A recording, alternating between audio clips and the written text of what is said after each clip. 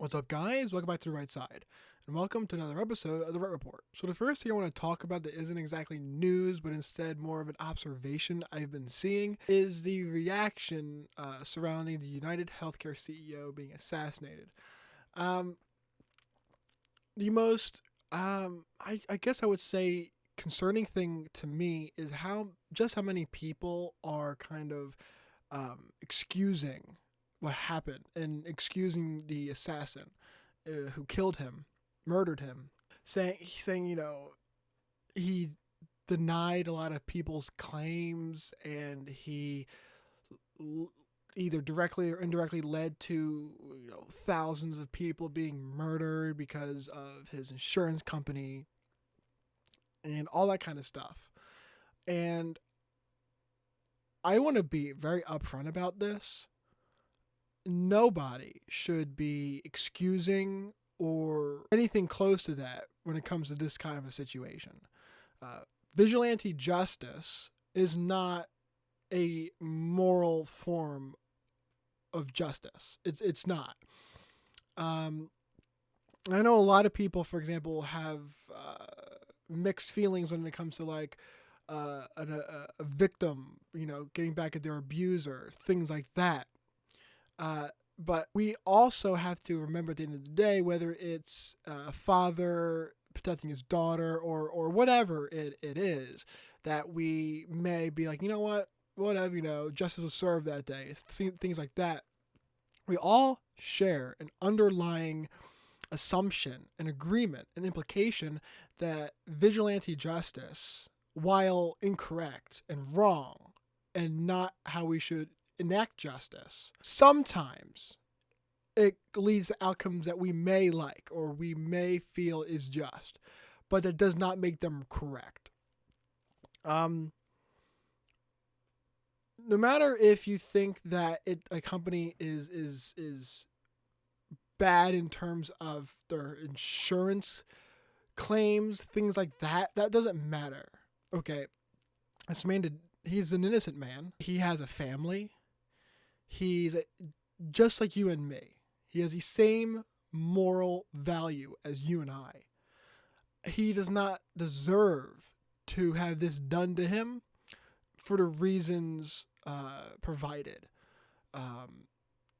Seeing so many people on the right, so-called conservatives, say, I kind of see where the guy's coming from. He shouldn't have denied that many claims. He's just as bad as his murderer, things like that. That is unbelievably asinine.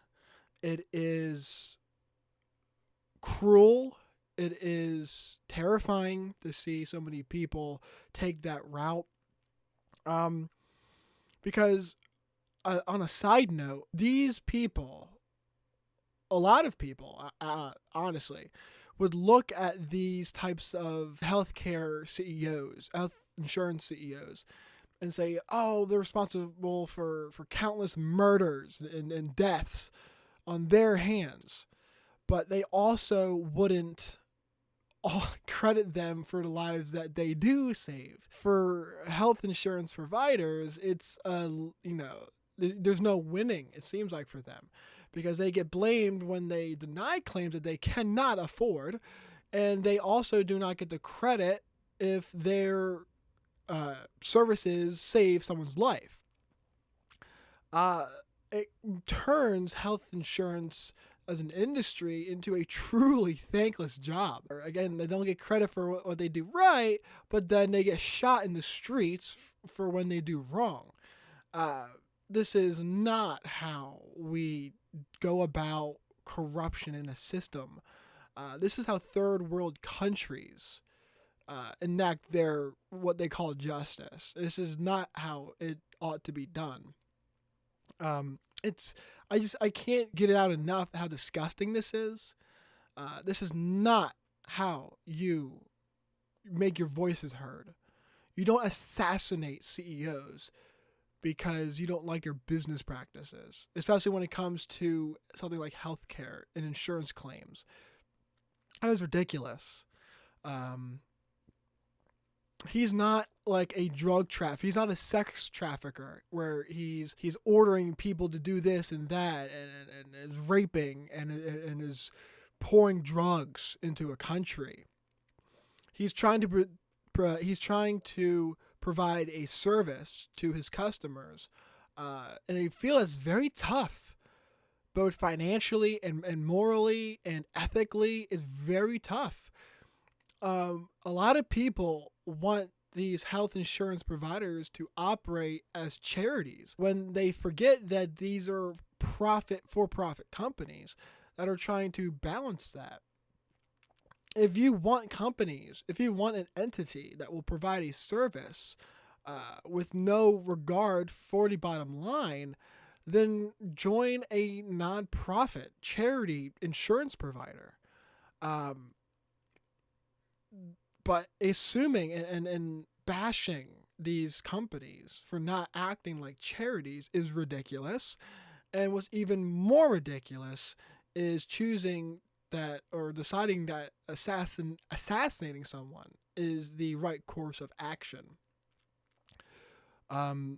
I just want to get it off my chest because I've seen a lot of these comments and this general attitude coming from the left, which doesn't surprise me because the left is very revolutionarily radical in what they feel needs to be done and what they feel like brings the rightful attention to an issue that they believe in. But to see this coming from a lot of people on the right, they call themselves, and they say that they are conservatives. Very deeply worrying. It's sickening. It's not how conservatives should view this.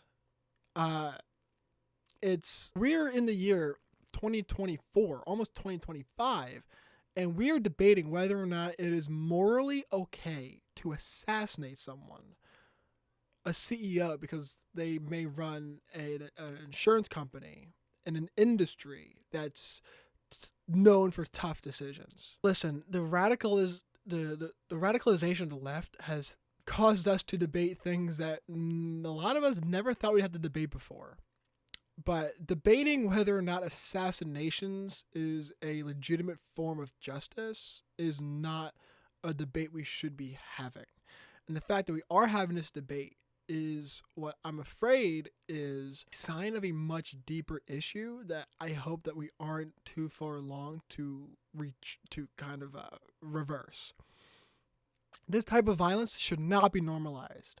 It should not be normalized by any stretch of the imagination.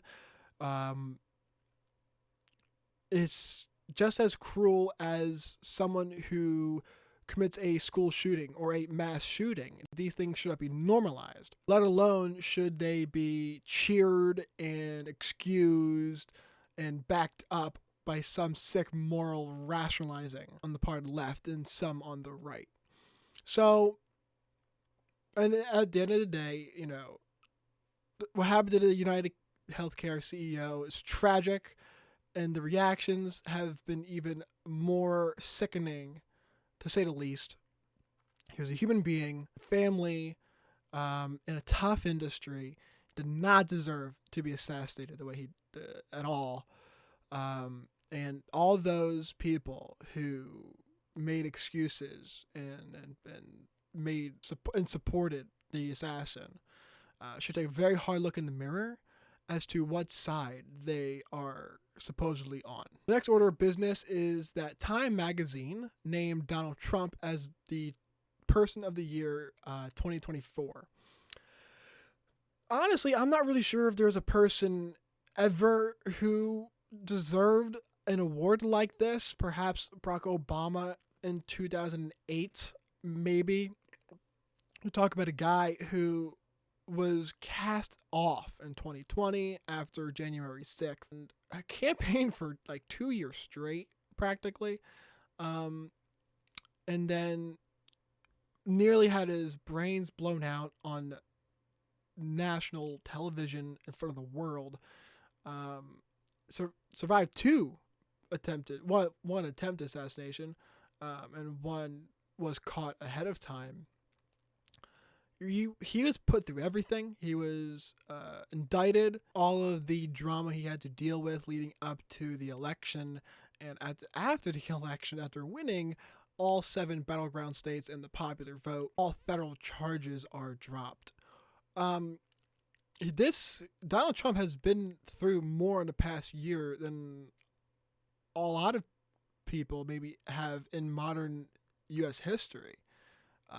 It's unbelievable what he's gone through, and to still persevere and to win the election in a landslide the way he did is astounding. It's unbelievable, and because of that, I really don't think that there's anyone more deserving of Person of the Year.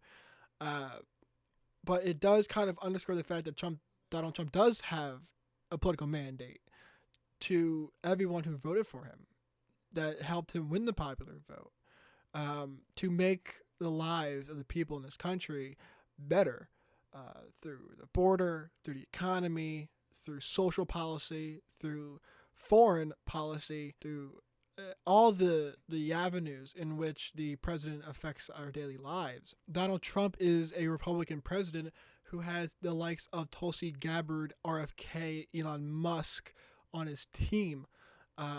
He truly is a unifying force, as much as many people on the left would shriek at the notion. He's bringing people together that would not have traditionally been together in the first place.